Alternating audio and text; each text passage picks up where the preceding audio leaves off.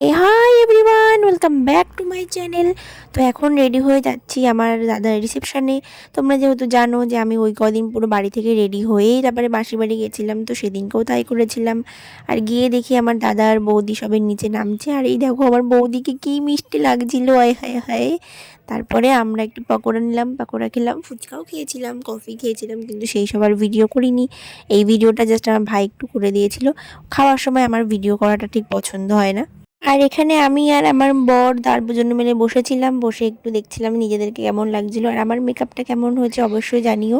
আর এই শাড়িটা কিন্তু ভীষণ ট্রেন্ডিং একটা শাড়ি, আমার ওটা ফেসবুক থেকে নেওয়া।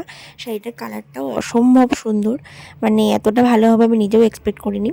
যাই হোক, তারপরে এখানে সমস্ত ফটো শ্যুট হচ্ছিল। আর নিজের বাড়িতে কোনো বিয়ে হলে বা কোনো অনুষ্ঠান হলে নিজেদের ছবি তোলারই সময় পাওয়া যায় না, মানে এত দিকে দৌড়াতে হয় যে নিজেদের ছবি তোলার ভালো করে একটু ভিডিও করা সেই টাইমটুকু পাওয়া যায় না। তো আমিও সেরকম টাইম পাইনি ওই কটা দিনেও। যাই হোক, যেটুকু পেরেছি টুকটাক নিয়েছি আর কি ক্লিপ।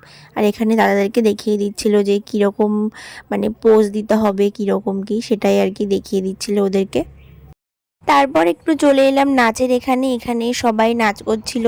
আর নাচের ওখানে যে মানে বক্সের ওখানে যে দাদাটা বসেছিল গান চালানোর জন্য, তিনি এত পরিমাণে ঘ্যাতলা, মানে আমরা যত বলছিলাম একটা ভালো গান চালাচ্ছি, উনি কোনোভাবেই শুনছিল না। তো যাই হোক, আমরা নাচ করছিলাম না, আমরা ভিডিও করছিলাম। আর এখানে দেখো এই বাচ্চাটা কি কিউট, ও নিজের মতন করে ও নাচ করছিল। দেখো ওর নাচের ভিডিও হলো, জাস্ট ও নিজের মতন করে লাফাচ্ছে, নাচ করছে, মানে ওর কোনো ব্যাপার নেই। ওর চারিদিকে কী হচ্ছে কি না হচ্ছে সেটা দেখে কোনো ভ্রুক্ষেপ নেই, ও ওর মতোকে ব্যাপারটাকে এনজয় করছে আর কি।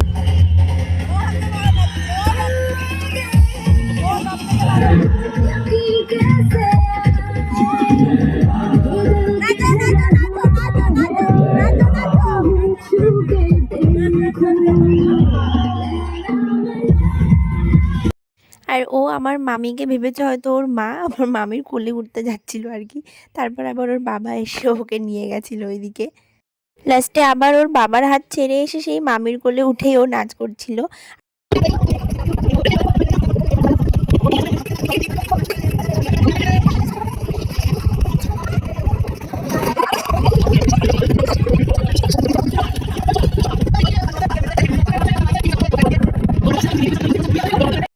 তো নাচের ভিডিওগুলো আমি পুরো দিতে পারলাম না, কারণ ওগুলো দিলেই তো কপিরাইট পড়ে যাবে। তো যাই হোক, আর এখানে দেখো দাদা আর বৌদি শ্যুট চলছিল, আর এখানে আমরা পাশে বসে হাসাহাসি করছিলাম, কারণ আমার দাদার রিয়াকশানটা বারবার মানে দিতেই পারছিল না, আবার ওদের টেক নিতে হচ্ছিল, সেই নিয়েই আমরা হাসাহাসি করছিলাম।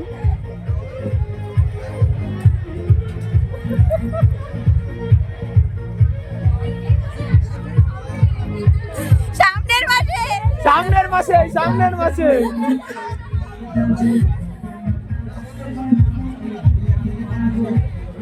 তো যাই হোক, অনেক হাসি মজা করার পর এখন রাত্রেবেলা আমরা খেতে চলে গেছিলাম। এখন প্রায় তখন বেজেছিল 12:30।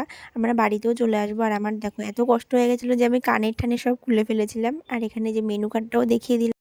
আর প্রায় 1টার কাছাকাছি বাজে, তখন আমরা বাড়ি আসবো বলে বেরিয়েছিলাম। আমরা আসতাম না, কিন্তু যেহেতু আমার দাদার পরের দিনকে ডিউটি চলে যাবে সেই জন্য রাত্রেবেলায় আসতে হয়েছিল। তো আমরা মোট 6জন, মানে আমি, দাদা, শুভ, আমার একটা ভাই আর 2টো বোন, 6জন মিলেই রাত্রেবেলা বাড়ি চলে এসেছিলাম। আর এত ঠান্ডা ছিল ওদিনকে, মানে ধারণার বাইরে। দেখো সবাই মিলে পুরো জঙ্গি সেজে একদম বাড়ির দিকে রওনা দিচ্ছিলাম। তো যাই হোক, আজকের মতন টাটা। আমার দাদার বিবাহ অভিযান এইখানেই শেষ হলো। আর কদিন পরে আমার আরেক দাদার বিয়ে আসছে, তার ভিডিওগুলো আনবো খুব তাড়াতাড়ি। ততদিনের জন্য টাটা।